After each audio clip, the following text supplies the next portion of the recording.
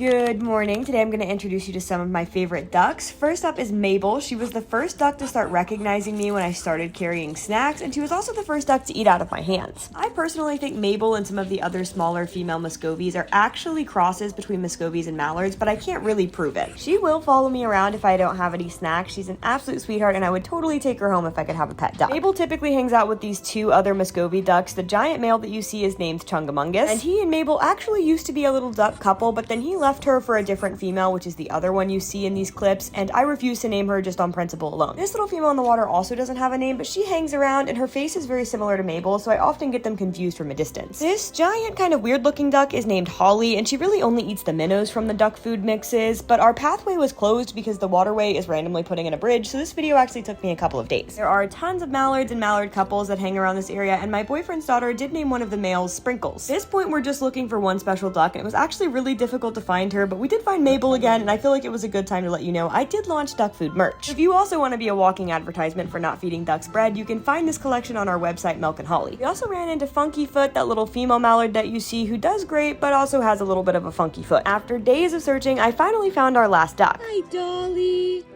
Hi, sweet girl. You hungry? This is Dolly, my boyfriend's favorite duck, and she has something going on with her wings. I thought it could be angel wings, but since they don't flare out, I really think it could just be feathers that still have a keratin sheath. She seems to get around just fine, but if you guys can think of any ways that we could help her, definitely let me know. And of course, don't forget to check out our website for the Quack Snacks collection.